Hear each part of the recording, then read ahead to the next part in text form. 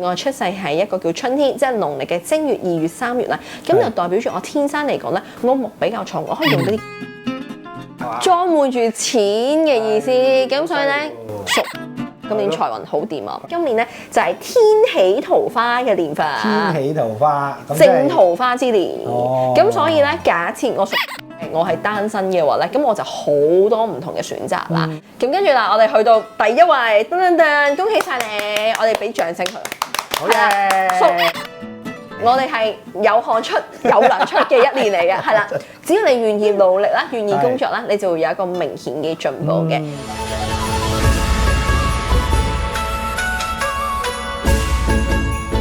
大家好啊！又到呢一個嘅一年一度咧，請碧霞老師咧上嚟同我哋分享呢一個今年嘅流年嘅時候啦，有請碧霞老師。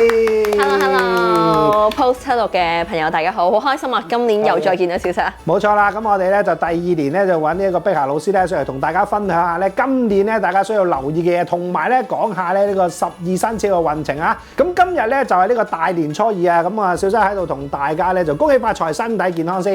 咁我祝大家咧橫財就手，心想事成啊！最緊要身體健康，恭喜恭喜！咁今年咧，我哋咧都係一樣啦，揾碧霞老師咧同大家咧就逐個生肖講下，究竟今年咧大家需要留意啲乜，順便就講下今年嘅財運係點啊嘛，好唔好啊？好，咁我哋咧由排第12位嘅生肖朋友講起啦。咁排第12位嘅生肖咧，咁就係屬鼠嘅朋友。咁屬鼠嘅朋友大家都知啦，即係頭先我哋喺咪後度都有傾偈，佢係犯太歲嘅。嗱，咁喺犯太歲嘅年份咧，未必個運氣會好差，不過咧，因為犯太歲嘅原因咧，所以今年嘅財運咧，比起其他嘅生肖嚟講，就真係爭少少啦。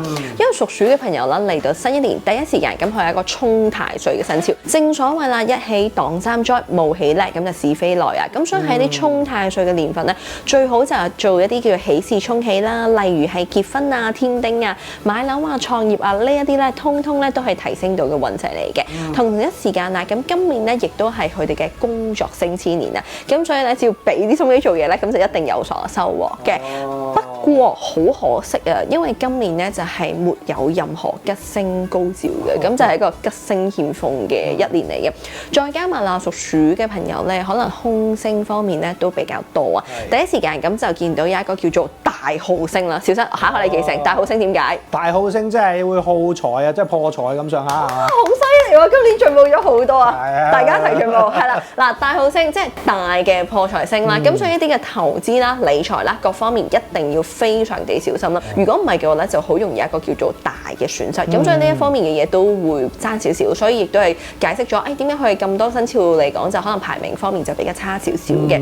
除此以外啦，亦都見到有歲破星啦。咁歲破星咧就係一粒對於家宅運、個人運勢麻麻地嘅星嚟嘅，所以都建議啦，可能屬鼠嘅朋友咧，亦都可以主動可以喺農曆嘅5月或者農曆嘅11月，咁就可以去捐血或者洗壓，亦都可以化解到我哋嘅血光之災啦。咁另外咧，亦都見到一個叫做欄杆星，欄杆星就代表住做事一波三折、困難重重嘅意思。咁所以屬鼠嘅朋友咧，亦都建議你哋啦，新嘅一年咁就係關關難過關關過啊，凡事只能靠自己過嘅意思啊。咁所以財運表現方面咧，就見唔到一個非常突出嘅一個叫做幫助啦。咁所以可能一啲嘅使錢方面咧，亦都會比較多嘅。咁所以排名方面咧，亦都比較低少少啦。咁我又想就係真係私心問下啦，因為屬鼠咧就正正係我女啊，我女今年考 DSE 喎。咁佢讀緊書嘅喎，嗱咁佢冇得升遷咧，亦都冇錢揾啦。咁係咪個錢使咗落我度咧？唔關事嘅，因為沖啊嘛。咁沖咧即係代表住今年18歲啦。咁18歲咧本身咧，即係呢一樣嘢我都想同大家分享嘅，就係大家成日都會覺得，我犯太歲運氣係咪好差？但其實我哋睇啦，我哋有好多唔同嘅太歲嘅。我哋有值太歲啦，我哋有沖太歲啦，我哋有刑太歲啦、破太歲啦、害太歲等等嘅。咁我哋當中我哋有2個大嘅太歲，就係值太歲，每12年一次啦，同埋我哋沖太歲。咁但係我哋諗翻起我哋沖太歲嘅年份咧，永遠都好特別嘅。沖太歲第一時間，我哋係6歲嗰年沖太歲，6歲咁就係幼稚園升小學，咁有一個大嘅變遷咯。咁好似阿小七你個女女咁樣，咁今年18歲，咪就可能 DSE 升大學或者出嚟做嘢或者讀其他書，咁應該大嘅變遷。再下一次啦，咁就30歲，成日都講嘛，中國人32立，係啦，咁亦都係大嘅變遷。去到42歲啦，亦都係可能我哋正式就可能由我哋嘅眉眼運轉入去我哋嘅鼻運，亦都係個比較大嘅變遷。咁所以其實犯太歲嘅年份唔一定運氣差嘅，就算值太歲都好啦，值太歲都係可能由你出世嗰一年啦，咁當然係一個好大嘅變遷啦。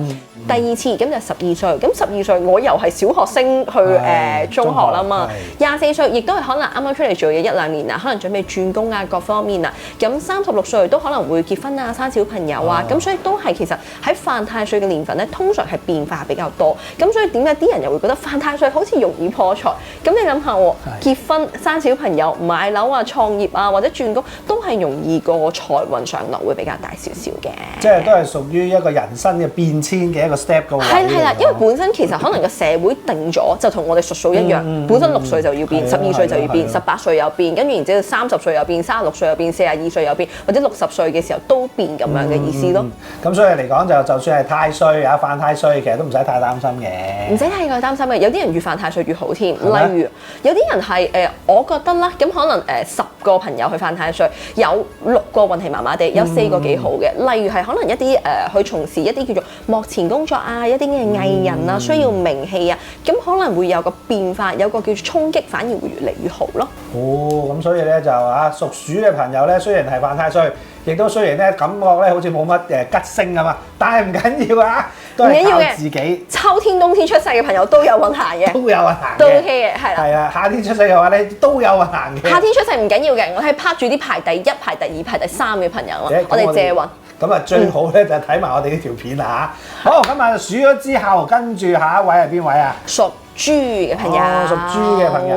嗱，屬豬嘅朋友咧喺啱啱過去嘅蛇年啦，咁佢咧亦都係一個犯太歲嘅生肖嚟嘅，咁啊沖太歲啦。咁亦都相信啦，你喺2025年咧，亦都經歷咗好多唔同程度嘅變化啦。咁嚟到新一年啦，咁今年咧亦都係工作升遷年啦，咁所以工作表現啊各方面嚟講咧，亦都係唔錯嘅。同一時間咁今年咧，亦都見到比較多一啲嘅貴人星啦。首先見到嘅咁就月德貴人星啦，亦都係代表住逢凶化吉，做事方面咧，亦都係相當地唔錯嘅。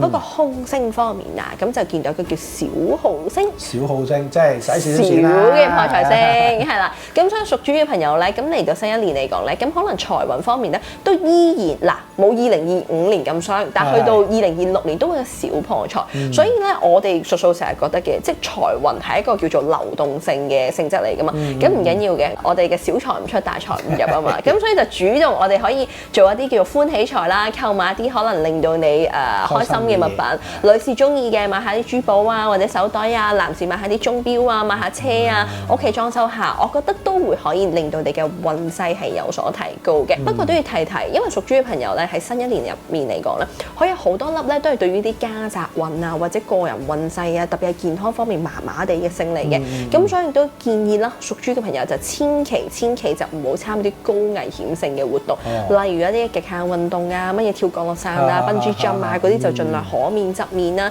同一時間咁，如果你話我想嗰個家宅運好啲嘅，咁我覺得咧就行善積德必有所得，一定要多做善事，咁啊自然有所收穫啦。咁或者你都可以咧就係每逢初一啦或者15啦，咁啊主動餘數都會有所幫助嘅。食齋都有幫助。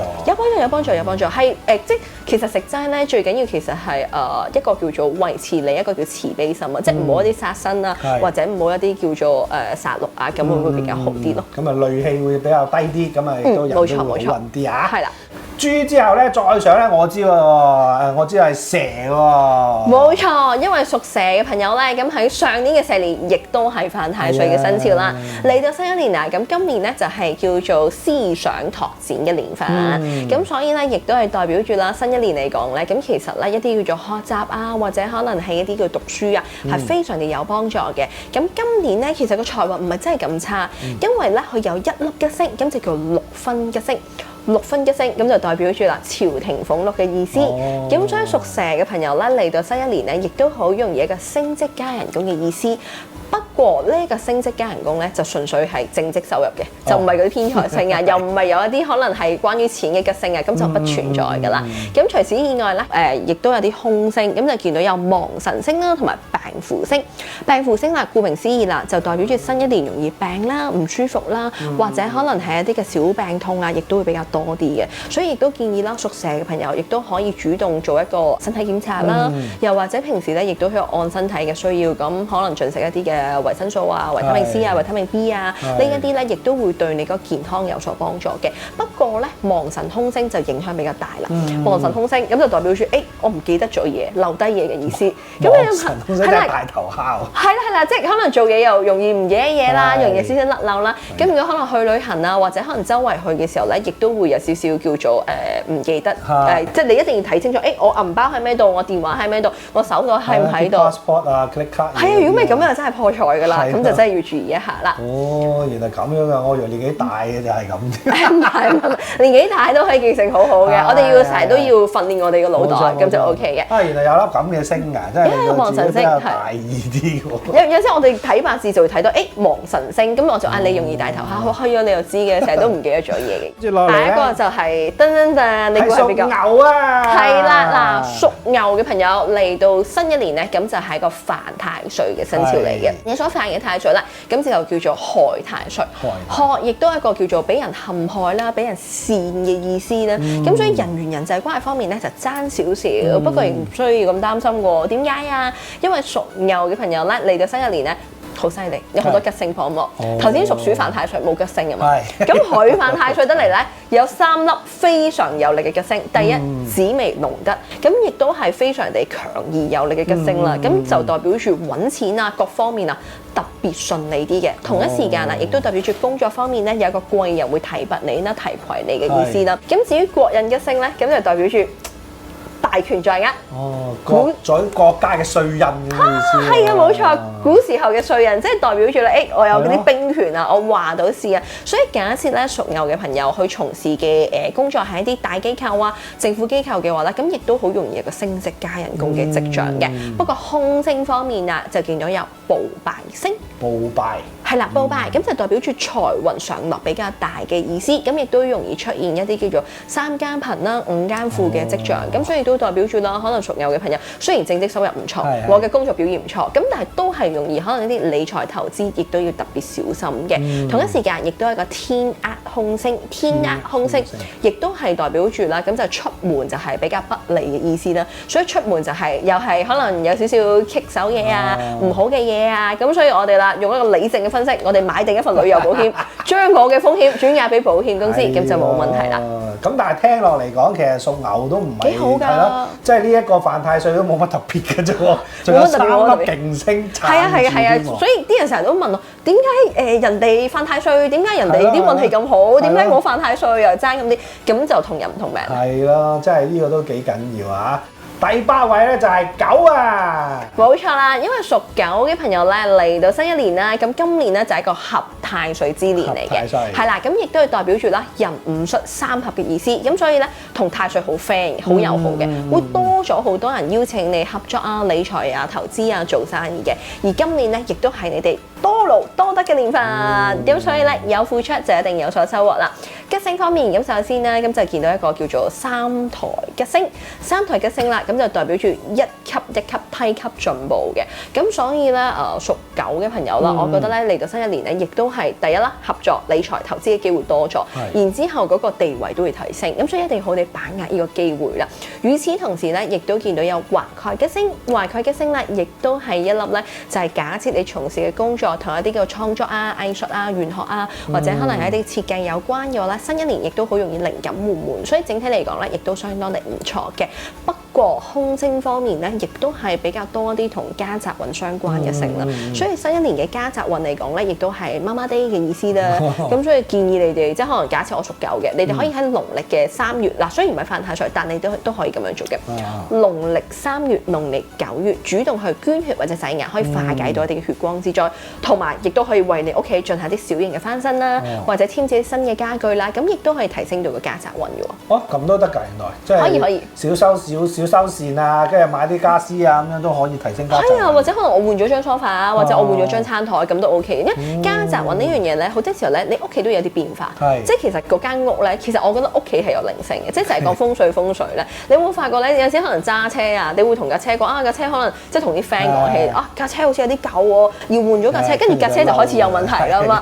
跟住你話間屋，可能你同太太講，唉，好似呢個位唔得喎，要裝修，跟住轉個頭成屋好多嘢都開始壞，係會有呢個情況。所以你對佢好啲，佢就自然對你好啲咁嘅意思啦。咁多嘢都有靈性，我哋講嘢都要小心啲啊！好，咁啊，跟住落嚟咧，9之後，跟住就第7位咯。第7位咧，我哋係猴啊，屬猴嘅朋友啊。冇錯啦，嗱，屬猴嘅朋友咧，嚟到新一年，咁今年咧就係你哋嘅貴人年，所以貴人運咧就相當地旺盛啦。與此同時咧，亦都見到有2粒吉星啦，分別咧就係驛馬同埋一個文昌吉星。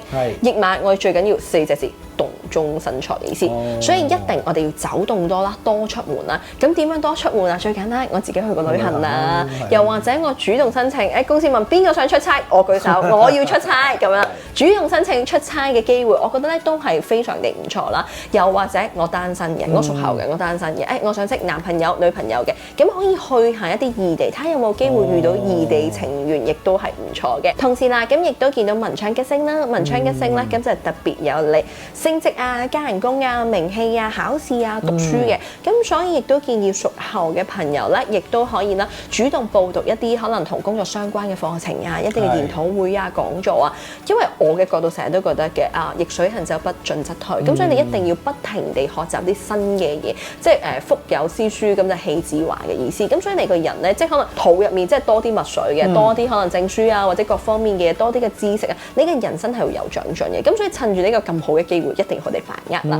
不過空星方面咧，因為屬猴嘅朋友咧，咁今年咧亦都係爭少少嘅，咁所以咧亦都係可能一啲叫做理財投資啊，或者家宅運方面啊，咁都要特別留意一下，咁就冇乜太大需要注意嘅地方啦。咁如果老人家咧，如果屬猴嘅老人家有冇啲咩？因為都係家宅運爭少少，咁所以亦都建議屬猴嘅朋友，咁亦都可以就主動就係添置啲新嘅家具啦，或者可以幫屋企有個小型嘅裝修啦。同埋最緊要咧，如果你真係覺得我驚會唔會有啲身體唔舒服啊，各方面嘅問題啊，咁可以喺農曆嘅正月，即係我哋而家呢個月啦，同埋農曆嘅7月都可以主動去捐血或者洗牙化解血光之災嘅。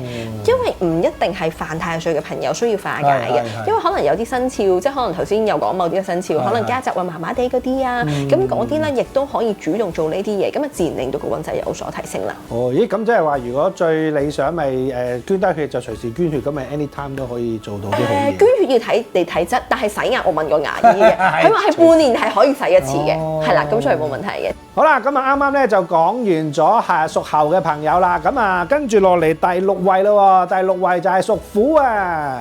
冇錯啦，嗱，屬虎嘅朋友咧，嚟到新一年，咁你今年咧亦都係個壬午戌3合嘅太歲之年嚟嘅，咁亦都代表住啦人緣人際關係就相當地唔錯啦。同時之間，今年亦都係財運年，揾錢特別多嘅意思，但係主要嘅正財收入為主，同埋今年咧嗱，雖然你係合太歲啦，主要財運年啦，但係冇任何吉星幫忙你，所以凡事只能靠自己啦，係啦。咁同時之間咧，因為空星方面都比較多啊，第一時間咧咁就見到有白虎空星，白虎空星啦，咁就代表住咧一啲嘅女性小人啦，特別多啦，可能喺工作方面會遇到一啲強勢啊、野蠻啊，或者可能冇乜道理嘅女性啊，咁我哋一個字忍咗佢啦，係啦，我哋就不與女生鬥啊，我哋忍咗佢，我哋包容女生啊，係啦，女生都辛苦嘅咁樣。另外咧，亦都見到有指背空星，指背即係督背脊啊，冇錯冇錯冇錯，你用個手指嚟提示我，係啦，即係有人督你背脊嘅意思，咁所以咧亦都係要我覺得咧其實好多時候如果真係比較多啲口舌是非，因為我好多客人都問我呢個問題嘅，唔講嘢咯係嘛？唔係，我覺得係你個心態要強大，因為你唔強大係冇用嘅。即係你諗下，點解佢會係你小人？因為小人永遠都係處處不如你嘅人會係小人，高過你嘅人係唔會得閒去講你是非啊、督你背脊㗎嘛。永遠都係渣過你，已經係冇你咁叻嘅人，佢先會願意再嘥時間嚟到去攻擊你㗎嘛。呢個你嘅人邊度去睇你都睇你唔上嘅，所以我都唔使放喺心入面嘅。咁但係啦。大大煞、飛廉呢兩粒凶星咧，我哋就要留意啦，因為咧亦都代表住容易有啲嘅小意外啊，同埋容易咧即係可能去旅行啊，容易有啲嘅小危險啊，或者可能揸車方面都要特別注意小心。咁所以屬虎嘅朋友新一年你哋嘅健康運都係麻麻地，容易啲開刀啊、破傷啊，咁就要注意一下啦。哇！咁樣都幾危險啊！咁啊小心啲啦咁啊。咁但係我都想問翻我一開始嘅時候就係一個財運年啦。咁財運年係正財啦。咁譬如我如果打份工嘅話，個個月都係出個硬掘嗰個糧嘅話，咁我點樣可以喺正財嗰度會再多少少咧？透過呢一個叫做三合嘅力量，咁可能會多咗貴人欣賞你啦，又或者可能個老闆睇你都幾順啊，算啦本身加你2%，而家加你5%啦，而家加你15%啦，即係可能因為人哋睇你睇得順眼咗，因為始終都係個三合嘅力量嘛，咁就令到你個人人哋可能中意你多咗，又或者我係自僱從商嘅朋友嘅，咁我咪透過合作而令到我嘅收入增加咯。咁都真係，如果做生意就易搞啲，打工咧就真係要諗下辦法㗎。或者偷偷地做個 part time 咁樣係咯，feel 個爛屎咁樣。OK， 做下啲兼職啦。好，咁啊跟住落嚟咧就係第5位咯喎，第5位就係屬龍啊，真就係我啦，唔錯，好似有進步到嘅。係啊，比上年好似好少少。好似係啦，屬龍嘅朋友，咁今年咧恭喜你啦。首先你哋冇犯太歲，第二你哋係多勞多得嘅年份嚟，所以必定有付出，我哋係有所收穫嘅。我哋係有汗出有糧出嘅一年嚟嘅，係啦。只要你願意努力啦，願意工作啦，你就會有一個明顯嘅進步嘅。同埋今年啊，就見到一個叫做8座吉星，咁就代表住八方來財、八方來貴人嘅意思。咁所以整體嚟講咧，都真係認真唔錯嘅。咁另外咧，亦都見到有天解吉星，天解吉星啦就代表住上天幫你解決疑難嘅意思。所以啦，屬龍嘅朋友，當你遇到任何嘅難題都好啦，咁其實上天都係會出面幫你解決嘅。但係天解星亦都有另外一個意思，咁就代表住先難後易。當你跌咗落去啦，當你覺得哎呀啲嘢好困難啊，點算啊，就有人幫你出面解決嘅。咁所以咧，其實我覺得都係一個幾好嘅星嚟嘅。但係凶星方面啊，就要注意一下啦。頭先講得好喎。係啦，嗱，天狗啦、吊客啦、血刃啦，呢一啲咧，通通都係對於你嘅家宅運或者健康運麻麻地嘅星嚟嘅，咁所以屬龍嘅朋友咧就一定要注意身體嘅健康狀況啦，有任何唔舒服就即刻睇醫生，千祈就唔好諱疾忌醫啦。同一時間亦都可以喺農曆嘅3月啦，或者農曆嘅9月啦，主動去捐血或者洗牙，咁亦都可以化解到你嘅血光之災啦，將啲唔好嘅嘢咧咁就可以化解咗佢嘅。同時亦都見到一個叫做寡宿凶星，寡宿係啊，即係單拖一個人係咪啊？係啦。男忌孤神，女忌寡宿，咁所以咧，屬龍嘅朋友就成日都會覺得內心好空虛啊，好孤獨啊，好寂寞，人哋唔係好了解自己啊，諗嘢會諗得比較多咗啊。嗱，建議啦，屬龍嘅朋友，你可以將你內心唔開心嘅嘢，主動同你身邊嘅人溝通，即係例如可能同太太溝通啊，同女朋友溝通啊，同媽咪溝通啊，或者各方面就主動講出嚟，因為你唔講嘅人哋唔明白你，咁你唔講你又覺得人哋唔明白你，咁你不停一個惡性循環。咁所以咧，好多時候咧，我覺得有啲位即使係咁樣，但你扭轉個心態，其實你成個人生都會變化咗。因為我個人咧，我覺得係每一件事都好，發生嗰件事只係佔嗰1%，另外嗰99係我點樣嘅心態，點樣去應對啦，我嘅處理方法啦，應對方法啦。所以我覺得有陣時覺得孤獨啊、寂寞，咪同人分享咯。我覺得你係強大嘅，難題只係得1%，即係99%。因為呢個世界係冇嘢解決唔到嘅，我凡事我都可以幫你解決，睇下我點樣解決，用乜嘢方法去解決，或者可能我個心態點樣去應對。即係我覺得呢件事係幾重要，因為其實再諗深層啲，其實我哋嚟呢個世界其實嚟玩下啫嘛，你明唔明啊？即係我哋嚟呢度，我哋去玩下，我哋體驗下啲唔同嘅嘢，試下啲唔同嘅嘢，又或者如果我有能力嘅，我咪做多啲咯，我可以幫到你嘅，我咪幫多啲你咯。咁有啲唔好聽嘅説話，其實我覺得都驅使你進步啫。哇，幾好聽啊！因為你諗下喎，人哋大家24個鐘，佢肯嘥時間去睇你啲嘢，走嚟攻擊你。嗱，如果佢攻擊嘅冇道理，佛教嘅角度，你幫我消業障，我幫我消口業。如果佢攻擊嘅嘢係有道理，咁咪好咯。黑粉係最大嘅粉絲，因為佢真係可以知道你嘅缺點係乜嘢，然之後佢可以好好地幫你。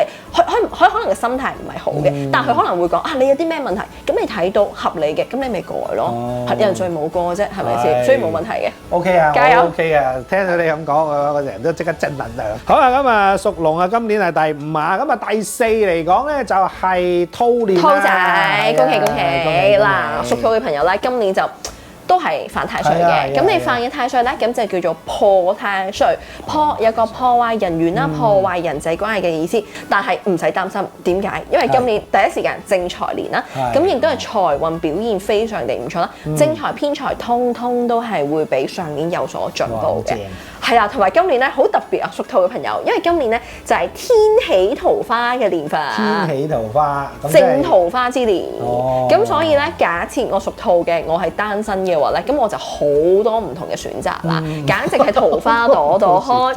但係如果你已經係拍緊拖，或者我已經結咗婚，咁你要留意啦，因為今年唔單止有天喜桃花星，仲有呢個咸池桃花星。咸池就係夢水情緣嘅桃花，咁所以屬兔嘅朋友咧，今年咧，如果你唔好好地處理好你嘅感情關係咧，就容易啲三角關係啊、拉拉扯扯啊、麻煩事亦都比較多嘅。咁所以又睇下你點樣處理啦。桃花俾咗你，你點樣處理咧？嘥咗一年啊，咁樣係嘛？嘥咗一年，如果俾波桃花搞死咗，係咪為啊？係啊，即係好多時候我都覺得你好地管好你嘅下半身，然之後你就會有好好嘅下半身㗎啦。咁所以呢一樣嘢就大家決定啦。我哋冇分對錯，只要因果，你中意點樣做就點樣做啦。OK 嘅。吉星都比較多。嗱，我哋有天德啦，同埋有福星吉星啦。呢一啲咧都係逢凶化吉嘅星嚟嘅。整體嚟講都係相當地唔錯。但係凶星方面見到有捲舌啦，同埋披麻。捲舌就係代表住容易多啲口舌是非，容易啊可能講你壞話啊，或者咧可能喺你背後可能唔知係咪啲關係太過亂啦，咁有人講下你壞話啦，咁啊盡量唔好咁亂啦。咁披麻咧就係對於家宅運麻麻地嘅星嚟嘅。假設屬兔嘅朋友，你屋企有啲可能長輩本身已經長期病患者嘅話咧，咁我哋就要特別理會啦，係啦，一有唔舒服即刻帶去睇醫生，咁就會比較好少少咯。第三位都係犯太歲嘅，第三位又係喎，噔噔噔噔，答正咗喎，係啦，就係屬馬嘅朋友，嗱，屬馬嘅朋友咧，咁今年咧雖然係犯太歲嘅生肖嚟嘅，而你所犯嘅太歲咧，咁就叫做直太歲同埋刑太歲，咁所以咧就雙重犯太歲。太歲喎，係啦，但雙太歲點解都排第三咧？咁好多人都問我呢個問題。嗱，首先咧，直太歲咁就代表住啦，我哋就係太歲當頭坐，無喜恐有禍，所以喺犯太歲嘅年份最好仲有啲喜事沖喜啦，結婚啊、添丁啊、買樓啊、創業啊，呢一啲通通都係提升到你運勢嘅。咁啲人就問我啦，師傅，我做唔到喜事咁點算啊？即係我而家呢個歲數真係冇喜事喎，咁點算？唔使擔心，你可以多參與人哋嘅喜事咯，即係婚宴啊、百日宴啊、店鋪開張去唔去？梗係去啦，沾下人哋啲喜氣啊嘛，係咪先？咁另外咧，刑太歲五字刑，咁就代表住個人諗嘢會諗得多，容易自尋煩惱，有陣時咧冇咁開心，冇咁快樂嘅。但係唔使擔心啊，因為你今年啲運氣又超級無敵好啊！第一，思想拓展年，諗嘢會諗得會比較好啲，學習非常有力。另外，今年咧就係一個好勁嘅吉星，就叫金櫃嘅星。你估下係點解？我而家知啦，一個櫃裝滿晒啲金，冇錯冇錯，吉星啦，裝滿住錢嘅意思。咁所以咧，屬馬嘅朋友今年財運好掂啊！你諗下，你個大大嘅金櫃，即係你諗下成個櫃都裝滿住錢，你嘅財運點會唔旺啊？係咪先？工作方面咧，亦都見到啦，咁就係叫將職，將職咁就代表住大將之才、領導才能嘅意思啦。咁所以咧，特別有你升職加人工啦，又或者我從事啲武職嘅工作嘅，例如我做海關啊，或者可能我做懲教處啊、消防處啊，都係容易升職加人工嘅。所以整體嚟講咧，亦都相當地唔錯啦。同時我哋都見到歲駕嘅星，咁亦都代表住皇帝出巡、地位提升嘅意思。咁所以啦，犯太歲得嚟，其實你啲運氣係非常地好啦。凶星方面咧，就純粹見到有伏屍啦、劍鋒啦同埋陽刃。咁呢三粒星咧，都係對於一啲叫做健康或麻麻地嘅星嚟嘅，同埋咧亦都代表住容易啲可能手腳整親啊，俾啲金屬整親嘅意思啦。咁所以咧，屬馬嘅朋友，我亦都建議你哋啦，可以喺2月4號，即係而家已經過咗啦，因為我哋而家已經係2月18啦，係啦。咁你可以隨時隨地咁就照去攝太歲就 OK 㗎啦。咁同時可以喺農曆嘅5月同埋11月咁就主動去捐血或者洗壓，就可以化解到啲血光之災啦。嗱，我都想問下啦，嗱，咁首先咧，佢就係犯太歲嘅年啦，咁但係佢又真係勁好運喎，又勁多吉星喎，咁但係其實佢咁樣嘅狀態底下，其實需唔需要再去攝太歲，即係拜太歲呢啲咧？要，一定要，係啦。但係佢好運喎，本身唔係，佢多吉星啫，咁但係都係變動會大㗎嘛，係啦，咁可能佢變動，咁我成日都話可能住嘅地方啊、財運啊、事業，咁可能佢升職啫，咁但係都可能會有啲嘢會棘啲，同埋因為驚佢嗰個健康問題啊，係啦，因為健康永遠都係日嚟嘅，即係我有幾多錢或者我有幾多嘅嘢，後面都係嗰啲0000，咁所以我哋要維持咗呢個日先咁樣咯。咁所以就攝太歲呢個動作都係必須㗎啦。必須，同埋農曆5月、農曆11月主動去捐血洗牙，都可以化解到啲血光之災。第二位啦喎，屬雞嘅朋友係啦，嗱屬雞嘅朋友啦，嚟到新一年啦，咁你今年咧亦都係個貴人運相當旺盛嘅年份嚟嘅，所以整體嘅表現咧亦都係非常地唔錯啦。同埋今年好特別，因為今年係紅鸞星動嘅一年，係啦，小生係咪都知乜嘢叫紅鸞星動？知啊，應該結婚㗎啦。冇錯啦，嗱屬雞嘅朋友咧，假設你係單身嘅話咧，咁新一年咧亦都好容易遇到啲合適嘅對象啦。咁如果你話我係已經有伴侶拍咗拖好多年咧，亦都可以考慮喺2026年嗰度拉埋天窗，又或者亦都可以把握機會做一啲叫新手嘅父母，亦都係唔錯嘅。咁今年咧唔單止有一個叫做紅鸞星，我哋咧亦都有一個叫做玉堂星。玉堂星。玉堂星咁就代表住金玉滿堂、收穫滿滿、財運滿載嘅意思。咁所以屬雞嘅朋友咧，今年唔單止人緣、人際關係、桃花非常旺，財運亦都係好旺嘅。咁所以屬雞嘅朋友一定好地把握呢個機會啦。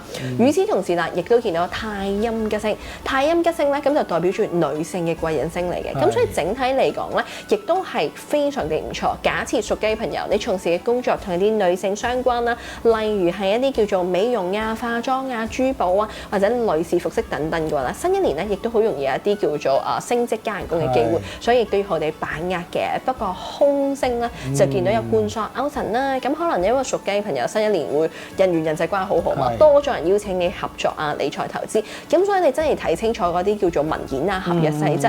如果唔係嘅話，就有啲拉拉扯扯嘅跡象啦。哦，咁即係機會多、揾錢多，但係亦都要小心咧，唔好中下咧陷阱啦。冇錯，總結得非常地好，非常之好，咁都好啊，幾好啊。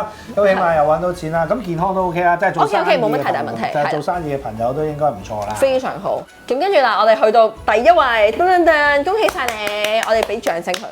好嘅，屬羊嘅朋友嗱，屬羊嘅朋友嚟到馬年啦，咁你今年咧就係個五味相合，即係我哋六合，即係合太歲嘅生肖嚟嘅，所以整體嘅運程嚟講咧，亦都相當地唔錯啦。另外咁今年咧就有2粒大吉星，咁分別咧就係太陽同埋個金魚星。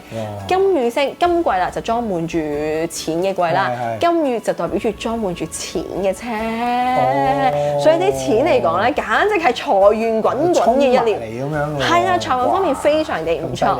係啦，再加埋太陽咧，都係一粒嘅男性嘅貴人星啦，同埋遠方嘅財星啦。咁所以屬羊嘅朋友咧，假設你嘅上司係男士嘅話，或者你男老闆嘅話，亦都好容易得到佢嘅提攜啦。又或者你從事嘅行業同一啲男性相關，例如係一啲嘅賽馬界啊、音響界啊，或者可能鐘錶界等等咧，都係容易一個升職加人工嘅機會嚟嘅。所以整體嚟講咧，非常地唔錯。空星淨係得一粒嘅啫，咁就叫做辦安星。咁辦安咧，其實你唔可以話佢完全空星，佢純粹係話容易轉換工作嘅意思。咁但係你本身啲運氣都咁好，你咪越轉越旺咯，所以唔使擔心嘅。所以財運就排第一位啦。哇，非常之好啊！咁我想請教下啦，咁啊屬羊咧，剛才講啊財運好好啦，咁啊升職加人工啦，有男上司啦。咁如果嗰位屬羊嘅朋友已經係家庭主婦，咁又點算？唔緊要嘅，咁因為佢都可以得到人哋嘅幫忙啊嘛。咁可能會有啲人邀請佢一齊合作啊、理財投資，或者你係家庭主婦，你喺個屋企都係有地位噶嘛，你可以旺住你老婆噶嘛，係咪先？都係唔錯嘅。旺住個老公都得㗎。都得，旺住個老公都得嘅。互旺啦，夫妻之間互旺係最好嘅。好啊，呢個都有用。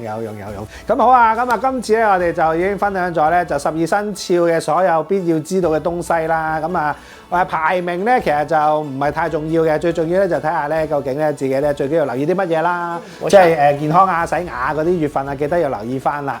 好啦，咁啊啱啱咧就同大家分享完咧12生肖嘅排名啦。咁啊跟住落嚟我都有幾條私心嘅問題咧想請教下師傅㗎。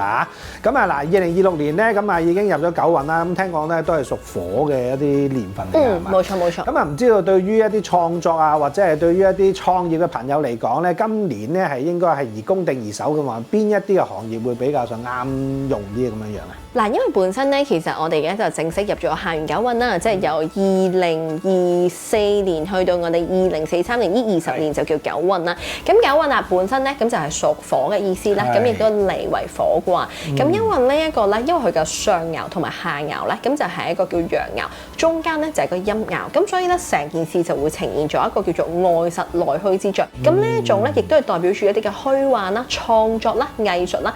特別咧就係有利嘅，因為火本身係一個向上升嘅意思，同時間咧亦都代表咗個變革變化嘅意思。咁所以如果你話假設我從事一啲叫做可能係一啲叫 AI 啊、科技啊、能源啊，或者啲美容啊、化妝啊、直播啊、銷售啊、拍片啊，呢一啲其實行業會越嚟越 hit 嘅，即係可能自媒體啊各方面都會多咗好多嘅。哦，咁即係同一啲創作啊，或者而家最 hit 嗰啲 topic AI 嗰啲有關，其實都 OK 喎。OK 啊。咁但係 AI 啊，真係講得非常之多喎。咁但係 AI 會唔會係一個泡沫咧？其實因為 AI 本身佢咪就係虛擬嘅嘢咯，咁虛擬嘅嘢外實內虛，咁因為九運咧，如果有睇我運程書嘅朋友，我每一年都係寫偏安貧身，係啦，因為佢太過多虛擬嘅嘢啊。因為以前白運艮卦，咁大家咧就會追求啲實際嘅嘢、物質嘅嘢，即係我起碼係啦買樓，或者我真係有啲乜嘢我揸拿住。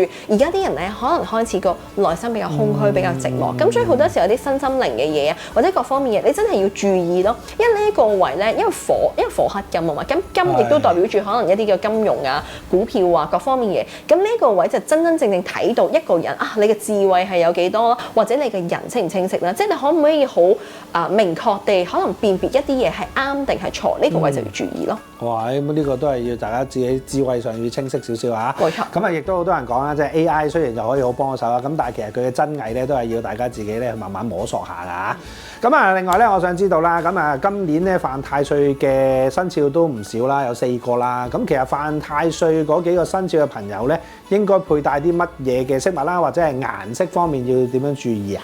嗱，咁首先犯太歲嘅朋友咧，咁當然啦，你可以隨身帶住一啲叫佛友卡啦，或者可能你喺開廟嗰度可以求一啲平安符啊。咁我哋可以用一個季節嚟到劃分嘅。假設我出世係一個叫春天，即係農曆嘅正月、2月、3月啦，咁就代表住我天生嚟講咧，我木比較重，我可以用到啲金嘅嘢。咁所以你可以佩戴啲錶啊，或者一啲金銀首飾啊，呢一啲咧都可以提升到你運勢嘅。咁至於夏天出世嘅朋友咧，即係農曆嘅4月、5月、6月啦，咁你通常嚟講咧，個命格火比較重嘅，咁所以咧我哋主要咧就可以用多啲水嘅嘢啦。咁你可以佩戴啲可能叫做藍寶石啊，一啲嘅珍珠啊，甚至乎一啲波浪形嘅圖案咧，亦都對你嚟講特別有利嘅。咁至於啦，秋天出世嘅朋友啦，咁你命格嚟講，即係農曆嘅7月、8月、9月，命格嚟講咧金比較重，相反啊可以佩戴多啲啦，可能木嘅嘢啦，例如一啲嘅木珠啊，又或者咧可能一啲嘅木製嘅一啲叫做飾物啊，各方面咧都係有所幫助。同埋平時咧亦都可以啦，大家就多啲親大自然啦，都係唔錯。食多啲嘅蔬菜水果咧，都可以增強到運勢嘅。都係屬木㗎咯，呢啲。冇錯冇錯。最後啦，冬天出世嘅朋友啦，即係好似我一樣啦，農曆嘅10月、11月、12月出世嘅朋友啦，咁天生命格嚟講咧，水好重啊，咁所以咧亦都要多用火。我哋最簡單啦，亦都係佩戴一啲可能係鑽石啊、紅寶石啊，又或者可能係一啲嘅藍紅啊，或者可能一個紫水晶啊，都會有助提升到運勢嘅。同埋最緊要啦，咁就多曬太陽，多開燈，因為自然可以行到運啦。咦，原來咁樣曬太陽都有幫助㗎喎，原來。有，因為太陽屬於丙火嘅意思，咁所以多個火嚟講都幾勁嘅。哦，咦，咁啊真係屬水嘅朋友，即係冬天出世嘅人，如果曬得多太陽，其實對自身都有幫助。原則上係唔錯嘅。哦，都幾好啊！咁啊，最後一個問題咧，我想問下啦。咁香港咧，頭先都有講啦。咁我哋以前都係以呢一個實在嘅資產為目標噶嘛，可能買下樓啊，或者係好似廠房都會買間翻嚟，跟住就一路打工嘅同時，可能或者一路做生意嘅同時，就一路就順便交租，就變成咗供個廠房。咁但係而家香港呢個狀態之下，其實喺嗰個九運底下，其實地產或者係經濟應該點樣走向先啱啊？應該係咁樣講嗱，2026、2027我哋叫赤馬紅羊劫，咁其實咧每逢呢一啲嘅年份啦，即係我哋嘅丙午年、丁未年咧，都係會有一啲叫做大型嘅可能天災人禍一啲嘅變化啦。咁過去亦都有好多唔同嘅歷史嘅個驗證啦。咁去到今次咧就係下完九運，咁九運180年一次，咁赤馬紅羊劫60年一次。咁所以你咁樣撞埋咧，其實呢樣嘢係差唔多200年先有一次嘅。咁你撞埋，咁火上加火，火一定係代表住一啲變化啦，同時之間亦都道代表住一啲嘅虛擬嘅嘢，即係代表住騙案頻生啦。另外啦，呢一樣嘢對於香港嚟講咧，原則上咧火係生土噶嘛，咁但係因為而家個火太勁啦，咁所以火生焦土嘅意思，火炎土促，所以有機會咧再加埋啦火由克金，咁所以金就金融股票啊，或者可能啲銀行業啊，有機會喺26、27年咧就有啲重大嘅經濟變化啦，例如係可能一啲叫做一啲嘅借貸危機啊，或者可能有啲嘅企業嘅槓桿啊，即係去到太大啊，各方面嘅問題亦都會比較嚴重，有機會因為火克金嘅原因而導致火再燒焦土，所以就會令到房地產嘅市場就唔算係咁利好。因為我就建議大家，如果真係自住，你幾時買都冇所謂嘅。但係如果你話我想投資嘅，我希望可以升得到，或者希望嚟緊會唔會好啲咧？九運原則上唔係特別利炒樓嘅，咁但係咧，如果你話都想好啲嘅話，咁就要等到金水年2028、29、30、31、32呢度可能會個經濟會有個小陽春。係咁喺嗰個時間先考慮一啲即係物業嘅東西會比較好啲啊。係哦，哇！好啊，今日咧都非常之多謝咧，就碧霞老師同我哋分享咗咁多唔同嘅一啲即係風水命理嘅問題啦。咁啊，大家咧可能咧都會聽到你嘅生肖咧就特別豎起耳仔啦。咁啊，亦都想知道更加之多嘅。咁咧其實咧老師咧就今年咧就已經出咗一本新書啦，就係呢一個嘅2026馬年嘅一個運程啊。咁另外今年亦都會有一張金色嘅卡喎，佛佑卡，佛佑卡嚟嘅，可唔可以講下係點用？嗱，每一本書咧都係會隨機附送一個嘅佛佑卡，因為咧我覺得最近好興盲盒，咁我想做運程書盲盒啦。咁我哋因為頭先講過唔同生肖，我哋有唔同嘅本命佛啦。例如屬馬嘅朋友就係大勢至菩薩啦，咁假設可能係小室利嘅屬龍，咁就普賢菩薩啦。咁所以咧，我哋呢一張佛佑卡咧，咁就係有印咗唔同生肖你嘅本命佛嘅一個叫做咒輪喺度啦。咁外圈咧，我都設計咗嗱，由我親自設計嘅。咁外圈咧，亦都設計咗啦六字大明咒，因為六字大明咒咧喺佛教嚟講係一個最勁嘅一個叫做咒語啦，個威力係最大，即係我哋觀音身咒嘅意思。咁另外咧，背面咧亦都係印咗我哋嘅心經，咁所以啦，大家如果收到嘅話咧，就可以擠喺銀包或者直接放喺嗰個手機殼後面，都係希望有一個叫做保佑平安啦，因為都經過一啲嘅大德高僧祝福嘅，咁所以咧亦都嗰個保護嘅作用亦都會比較大少少，咁所以大家都可以隨身帶啦，例如出遠門啦，揸車嘅朋友啊都 OK 嘅，咁記得到時係啦，咁到時就記得除咗個套就 OK 啦，因為好多朋友原來就係連埋個套一齊，以為諗住保護佢啊嘛。係啦，唔使保護佢。如果真係有啲乜嘢，你有需要你再揾我哋公司 OK 嘅。係啦，唔使係啦，你等佢即係對於風水物品一定要攞出嚟嘅，你同佢嗰個環境接觸咁就 OK 啦。即係唔需要咁安全咁樣保護住佢。唔使。咁但係因為呢個係盲盒嚟㗎嘛，咁我買咗嗰本書，如果唔啱我嘅生肖嘅話，咁其實有冇得買翻㗎？